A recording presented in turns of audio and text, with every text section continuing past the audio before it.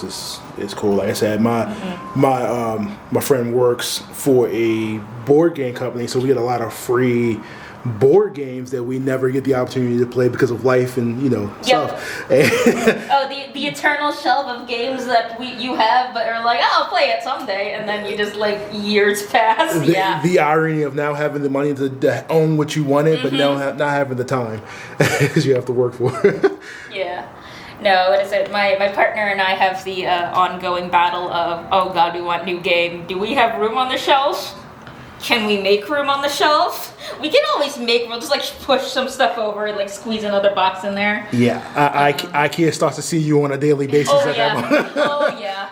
Yeah, we are starting to run out of room. We might have to consider getting a new bookshelf, and I'm just sitting there going, oh, where does this new bookshelf go? Can we scoot the couch over? Could we maybe squeeze it in there?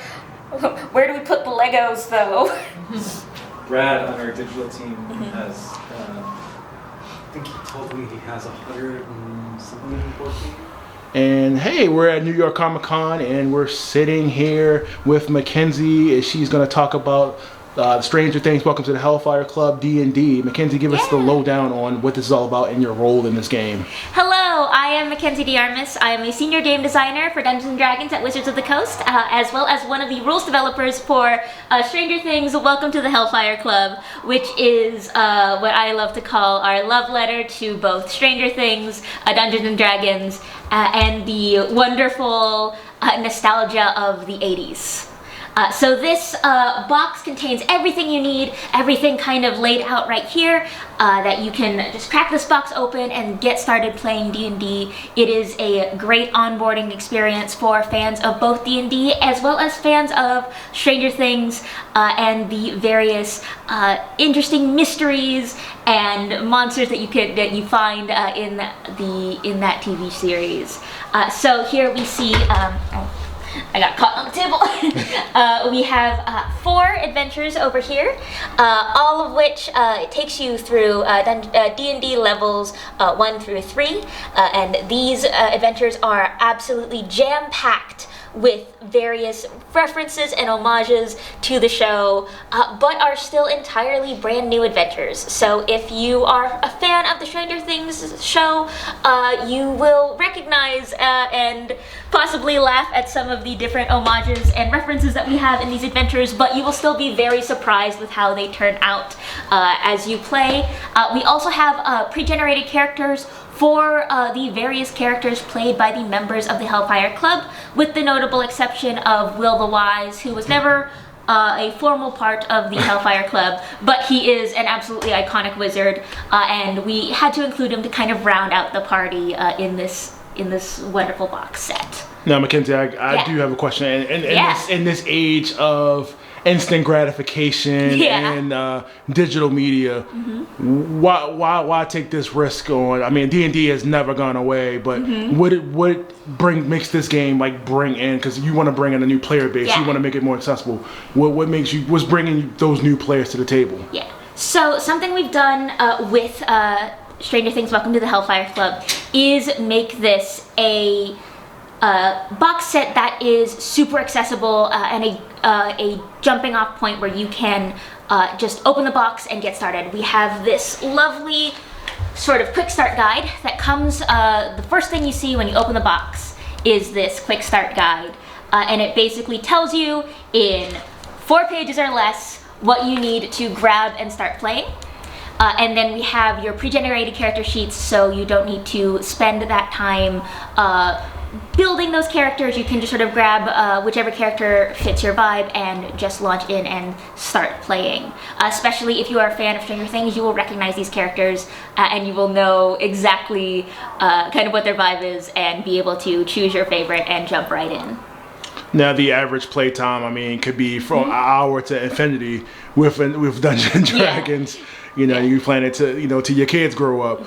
What do you expect, like, the average time for people to get in? So each of the adventures is about a 2 to 3 hour runtime, which is basically, we estimate about 1 session of play for each of the 4 adventure booklets. They are designed so that way, if you want, you can string them together in a full campaign, or you can take them piece by piece and play them kind of separately. Have you? How many of these have you gone through? I guess yourself. I have had the pleasure of reading through all of them. I haven't gotten a chance to play yet, but I have gotten a chance to read through all of them, and they're so much fun. I think my personal favorite is the third adventure, Ballad of the Rat King, which contains some of my favorite references to the Stranger Things seasons in there, as well as some real fun little critters. I'm always a big fan of giant rats. Do you feel like a lot of the purist Dungeons and Dragons that only use specific guides that don't go beyond certain, was it like a 3, what the guys like 3.0, 1.0, like the Dungeons and Dragons, like they will be okay like coming into this game? Yeah, I mean, I think so. I think this is it is very still tried and true to Dungeons and Dragons.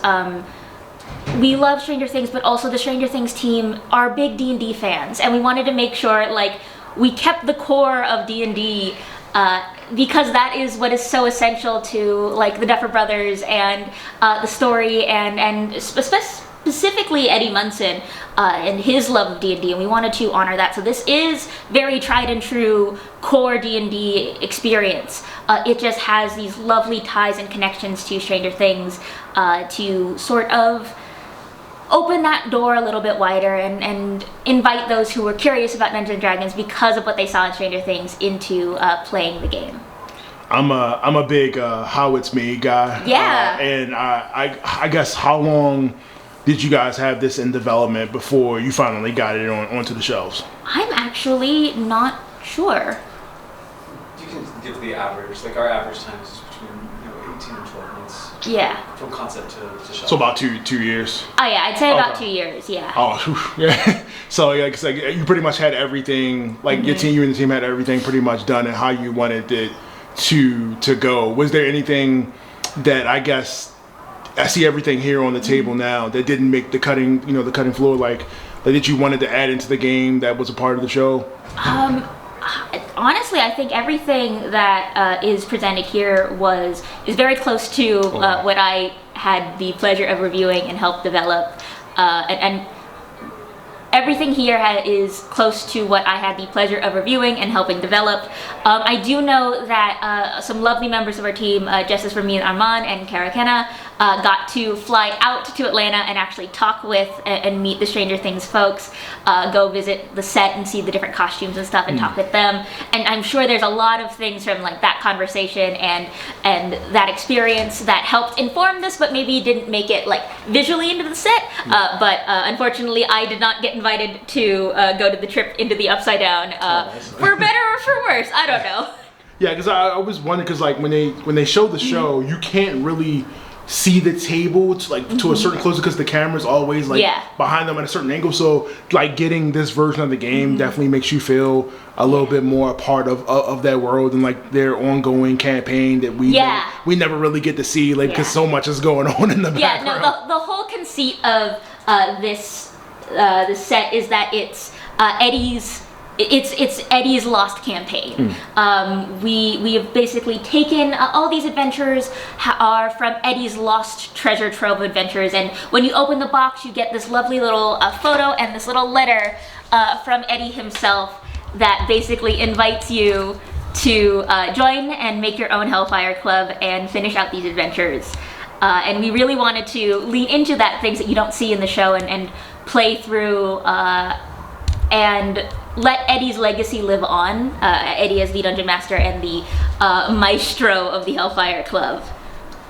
Well, I guess I'll kind of close it on this. Was there something to the fans of Dungeons and Dragons and Stranger Things that like you would say to them, like what would you say like to get them to like bring them into this game? Like I guess like your selling point to that. I would say this is, at least to me, as someone who like Stranger Things was a thing that I almost like idolized because I had the pleasure of going to the same school as the Duffer Brothers did. Really? Yeah, and I ended up going right when Stranger Things season 1 had just come out. So it had come out that summer. I start school that fall. The entire school is decked out with Stranger Things stuff, and I remember seeing like that everywhere and just going, "Those are cool people. I would love to be able to do cool stuff like that." And I think this set feels to me, as someone who like grew up at that time both like loving and idolizing D&D and also loving and idolizing Stranger Things. This set is the mashup of what I love about both things so much. It has such classic D&D elements, like classic exploration and these classic monsters like the Ankeg and like the very core experiences of D&D, like dungeon crawls and meeting monsters and doing social exploration encounters, while also having these beautiful, funny, and clever homages to the show. Like, one of the things I got so excited about was I got to see and design like stat blocks for the demo creatures. We have like Demogorgon Spawn and the Demodogs in here. We got to build a new demo dragon that is a testament to both Stranger Things and Dungeons and Dragons. And I just, if you have any love for both, for either Stranger Things or Dungeons and Dragons, there is something for you to love in here, as well as wonderful new things to uncover and explore. I might have lied. That wasn't my last question. Okay. All right. So. Yeah. What's up?